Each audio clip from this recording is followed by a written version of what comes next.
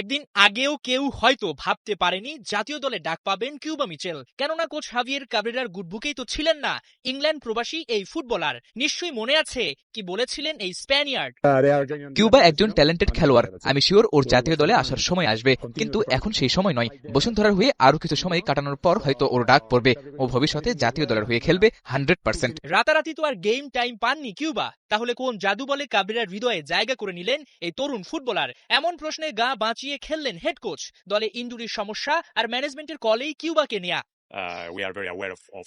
আমরা আশা করেছিলাম কিউবা আরো বেশি গেম টাইম পাবে, তাই আগে ওকে ডাকা হয়নি। কিন্তু প্র্যাকটিস ম্যাচে ইব্রাহিম ও রহমত চোট পাওয়ায় আমরা ম্যানেজমেন্টের সঙ্গে আলোচনা করি কাকে নেওয়া যায়। সেখানে বেস্ট অপশন কিউবাকে মনে হয়েছে। এটা কিউবার জন্য দারুণ সুযোগ নিজেকে প্রমাণ করার।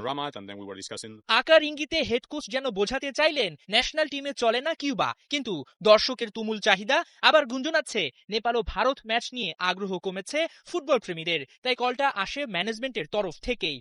কিন্তু মুদ্রার উল্টো পিঠটাও সামাল দিতে হচ্ছে স্প্যানিশ কোচের, কারণ কাবরেরার ওপর যে বাফুফে ম্যানেজমেন্ট বিরক্ত সেটা আর রাগঢাক রাখা হচ্ছে না। তার কারণ অবশ্য একটা নয়, এর আগে ফাহমিদুল ইসলামকেও ফিট মনে করেননি কোচ, যদিও পরে জাতীয় দলে এসে নিজের জায়গা পাকা করেন ম্যাচ পারফরমেন্স দিয়ে। কোচের চোখে আঙুল দিয়ে দেখিয়ে দেন তার সিদ্ধান্ত সঠিক ছিল না। শুধু ফাহমিদুলই নয়, প্রশ্ন আছে কোচের কৌশল নিয়েও। আর সবচেয়ে বড় বিষয়, দলে হামজা সমিত সোমদের মতো তারকা থাকার পরও বাংলাদেশকে ভালো ফলাফল এনে দিতে পারেননি জামাল ভুঁইয়াদের হেড কোচ।